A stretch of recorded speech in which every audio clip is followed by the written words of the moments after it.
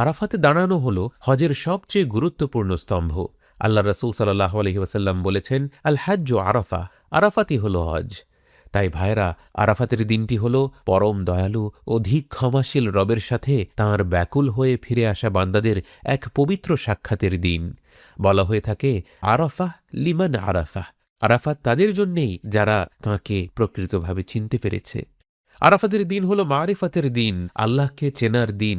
এ হল ক্ষমার দিন। এ এমন একটি দিন যেদিন আসমান ও জমিন জুড়ে স্রষ্টার পক্ষ থেকে বান্দাদের ওপর অবিরাম রহমত বর্ষিত হয়। বলা হয়ে থাকে, কেউ আরাফাতের ময়দানে দাঁড়ালো অথচ তার হৃদয়ে এই প্রবল বিশ্বাস জন্মালো না যে আল্লাহ তাকে ক্ষমা করে দিয়েছেন, তার যেন হজই হল না। মা আয়েশা রাদিয়াল্লাহু আনহা থেকে বর্ণিত, নবীজি সাল্লাল্লাহু আলাইহি ওয়াসাল্লাম বলেছেন, আরাফাতের দিনের চেয়ে এমন অন্য কোনো দিন নেই যেদিন আল্লাহ তাআলা এত অধিক সংখ্যক বান্দাকে জাহান্নামের আগুন থেকে মুক্তি দেন। এদিন তিনি আজ্জা ওয়া জাল বান্দাদের খুব কাছাকাছি আসেন। তারপর ফেরেশতাদের কাছে তাদের নিয়ে গর্ব করে বলেন, এই মানুষগুলো কি চায়? ইয়া রব, তারা তো কেবলই আপনার ক্ষমা চায়। ইমাম আহমদ এবং ইমাম তিরমিজি বর্ণনা করেছেন, নবীজি সাল্লাল্লাহু আলাইহি ওয়াসাল্লাম বলেছেন, সর্বোত্তম দোয়া হলো আরাফাতের দিনের দোয়া। আর আমি যা কিছু শিখিয়েছি এবং আমার পূর্ববর্তী নবীগণ যা কিছু শিখিয়ে গেছেন, এই সব কিছুর মধ্যে শ্রেষ্ঠ দোয়া হলো লা ইলাহা ইল্লাল্লাহু ওয়াহদাহু লা শারীকা লাহু লাহুল মুলকু ওয়া লাহুল হামদু ওয়া হুয়া আলা কুল্লি শাইইন কাদির। আল হুসাইন বিন হাসান আল মারওয়াজি রাহিমাহুল্লাহ বর্ণনা করেন, আমি সুফিয়ান ইবনে উয়াইনাহ রাহিমাহুল্লাহকে আরাফাতের দিনের সর্বশ্রেষ্ঠ দোয়া সম্পর্কে জিজ্ঞেস করেছিলাম। তিনি উত্তরে বললেন, লা ইলাহা ইল্লাল্লাহু ওয়াহদাহু লা শারীকা লাহু লাহুল মুলকু ওয়া লাহুল হামদু ওয়া হুয়া আলা কুল্লি শাইইন কাদির। আমি তখন তাকে বললাম, এ তো আল্লাহর প্রশংসা হলো, কিন্তু এটা তো বোধহয় দোয়া হলো না। তখন সুফিয়ান ইবনে উয়াইনাহ রাহিমাহুল্লাহ বলেন, তুমি কি মালিক ইবনুল হারিসের সেই হাদিসটি জানো না? সেখানেই তো এর আসল ব্যাখ্যা লুকিয়ে আছে। এটা বোঝার জন্য আমরা ইউনুস আলাইহিস সালামের ঘটনার দিকে নজর দিতে পারি। রাতের নিস্তব্ধ অন্ধকারে, অতল সমুদ্রের গহ্বরে, মাছের উদরের শ্বাসরুদ্ধকর তিমিরে, একাকিত্বের অমনিশ্বায় নুজ্জ হয়ে আধার, তার ভেতর আধার, তার ভেতর আরও গভীর অন্ধকার, নিরুপায় হয়ে ইউনুস আলাইহিস সালাম আর্তনাদ করে বললেন, লা ইলাহা ইল্লা আনতা সুবহানাকা ইন্নী কুনতু মিনাজ জালিমিন। আপনি ছাড়া কোনো মাবুদ নেই, আপনি পবিত্র, নিশ্চয়ই আমি জালেমদের অন্তর্ভুক্ত। এই পবিত্র বাক্যটি ছিল তাঁর দোয়া। আর এর সবচেয়ে বড় প্রমাণ হল ঘটনাটির পরিণতি, যেখানে আল্লাহ তাআলা বলেছেন, অতঃপর আমি তার ডাকে সাড়া দিলাম এবং তাকে দুশ্চিন্তা থেকে মুক্তি দিলাম। সুবহানাল্লাহ।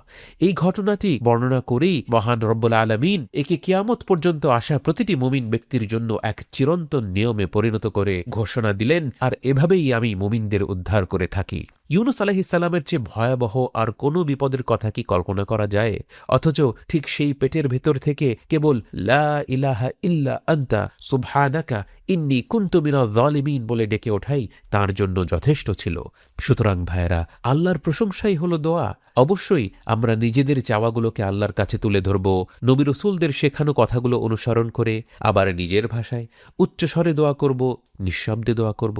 কিন্তু যতক্ষণ আমরা আল্লাহর প্রশংসা করছি, সেটাকে যেন আমরা দোয়া থেকে আলাদা কিছু মনে না করি। বরং বান্দা যদি সারাক্ষণ শুধু আল্লাহর প্রশংসাই করে যায়, সেটাও তার জন্য যথেষ্ট হবে। কারণ সে মুখে যা উচ্চারণ করছে তা হলো চিরন্তন সত্য, আর তার অন্তরে যে সমস্ত চাহিদাগুলো রয়েছে সেগুলো মহান রব তার থেকেও ভালো জানেন। তবে একথা সত্য, যদি একই দোয়া বারবার করতে থাকলে আমরা অন্যমনস্ক হয়ে যাই বা ধৈর্য হারিয়ে ফেলি, তাহলে যেভাবে মনোযোগ ধরে রাখা যায়, আন্তরিকতা বজায় রাখা যায়, সেভাবেই দোয়া করা ভালো। যখন আল্লাহ তাআলা মূসা আলাইহিস সালামকে নির্দেশ দিয়ে বলেছিলেন, তোমরা ফিরআউনের কাছে যাও, সে তো চরম সীমা লঙ্ঘন করেছে, কিন্তু তার সাথে কথা বলবে নম্রভাবে, হয়তো সে উপদেশ গ্রহণ করবে অথবা তার হৃদয়ে ভয়ের সঞ্চার হবে। এই আয়াতটি গভীরভাবে অনুধাবন করে এক আলেম প্রবল আবেগে কেঁদে উঠে বলেছিলেন, হে আমার রব, যে অহংকার করে বলেছিল আনা রব্বুকুমুল আলা, আমি তোমাদের সর্বোচ্চ রব, তার প্রতি যদি আপনার এত অসীম দয়া হয়, তবে যে মুমিন বান্দা আপনার সামনে সিজদায় লুটিয়ে পড়ে বলে সুবহান রব্বিয়াল আলা, তার প্রতি আপনার রহমত না জানি কত বিশাল। যে ব্যক্তি অন্ধত্ব দেখিয়ে বলেছিল আমি ছাড়া তোমাদের আর কোনো উপাস্য নেই, তার প্রতি যদি আপনি এত অনুগ্রহ দেখান, তবে যে বান্দা সাক্ষ্য দেয় লা ইলাহা ইল্লাল্লাহ, আল্লাহ ছাড়া কোনো উপাস্য নেই, তার প্রতি আপনার রহমতের গভীরতা কতখানি। পরিশেষে ভাইয়েরা, আরাফাতের দিনের দোয়া গোটা উম্মতের জন্য। আল্লাহ রসুল সাল্লাল্লাহু আলাইহি ওয়াসাল্লাম যখন বলেছেন শ্রেষ্ঠ দোয়া হল আরাফাতের দিনের দোয়া, তিনি তা শুধুমাত্র হাজিদের জন্য সীমিত রাখেননি। বর্ণিত আছে, ইবনু আব্বাস রাদিয়াল্লাহু আনহু যখন বসরা অঞ্চলের প্রশাসক ছিলেন, তিনি আরাফাতের দিন বিকেলে মানুষকে মসজিদে জড়ো করতেন সূর্যাস্ত পর্যন্ত দোয়া এবং জিকিরে মশগুল থাকার জন্য। ইমাম আন-নাওয়াবী রাহিমাহুল্লাহ তাঁর আল আযকার গ্রন্থে উল্লেখ করেন, আরাফাতের দিন বেশি বেশি করে জিকির এবং দোয়া করা অত্যন্ত পছন্দনীয় এবং এই বিষয়ে নিজেকে উজাড় করে দেওয়া উচিত। দোয়া কবুলের জন্য এটি গোটা বছরের শ্রেষ্ঠতম দিন। তাই একজন মুমিনের একান্ত কর্তব্য হল এই দিনটিতে জিকির, দোয়া, কোরআন তিলাওয়াত এবং বিচিত্র সব প্রার্থনায় সর্বোচ্চ সাধনা করা।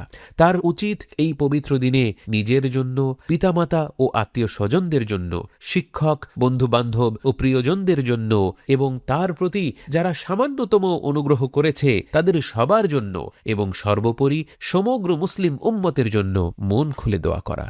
আরাফাতের দিন রোজা রাখার সোয়াবের কথা অনেকেরই জানা। আল্লাহ রসুল সাল্লাল্লাহু আলাইহি ওয়াসাল্লাম বলেছেন, এই দিনটিতে রোজা রাখলে আল্লাহ তাআলা আগের এবং পরের মোট 2 বছরের গুনাহ মাফ করে দেবেন ইনশাআল্লাহ। ইবনু রজব আল হানবলী রাহিমাহুল্লাহ লাতাইফুল মাআরিফ গ্রন্থে বলেন, আরাফাতের দিনটি হল জাহান্নামের আগুন থেকে মুক্তির দিন। এই মুক্তি শুধু আরাফাতের ময়দানে দাঁড়িয়ে থাকা হাজিদের জন্যই নয়, বরং পৃথিবীর নানা প্রান্তে ছড়িয়ে থাকা সকল মানুষের জন্য। আর ঠিক এই কারণেই যারা হজে যেতে পারেনি তাদের জন্য এই দিনে রোজা রাখার বিধান দেওয়া হয়েছে, যেন তারাও এই শারীরিক ও আধ্যাত্মিক সাধনায় শরীক হতে পারেন এবং এর মাধ্যমে সেই মহা ক্ষমারও অংশীদার হতে পারেন। ইবনু রজব আরও বলেন, দূরত্বের কারণে যে ব্যক্তি আল্লাহর ঘর পর্যন্ত পৌঁছাতে পারল না, সে যেন তার হৃদয়কে সেই ঘরের রবের দিকেই ঘুরিয়ে দেয়, কেননা তিনি তো আমাদের ঘাড়ের শিরার চেয়েও বেশি নিকটে আছেন। যে ব্যক্তি আরাফাতের ময়দানে গিয়ে দাঁড়াতে পারল না, সে যেন আল্লাহর বেঁধে দেওয়া সীমা ও বিধানের ওপর শক্ত হয়ে দাঁড়ায়, তবেই সে সত্যি তাঁকে চিনতে পারবে। আরাফাহ লিমান আরাফাহ। আর যে ব্যক্তি মুজদালিফায় রাত কাটাতে পারল না, সে যেন তার রাতগুলোকে আল্লাহর ইবাদত ও আনুগত্যে কাটিয়ে দেয়, তাহলে সে ঠিকই তাঁর নৈকট্য লাভ করবে। মহান রব্বুল আলামিন যেন শ্রেষ্ঠ এই দিনটিতে আমাদেরকে নিজেদের উজাড় করে দিয়ে দোয়া এবং জিকিরে মশগুল থাকার তৌফিক দান করেন। আমিন ইয়া রাব্বাল আলামিন। ওয়া সাল্লাল্লাহু আলা সাইয়্যিদিনা ওয়া হাবিবিনা ওয়া মাওলানা মুহাম্মদ ওয়া আলা আলিহি ওয়া সাহবিহি আজমাইন বিরহমাতিকা ইয়া আরহামার রাহিমিন।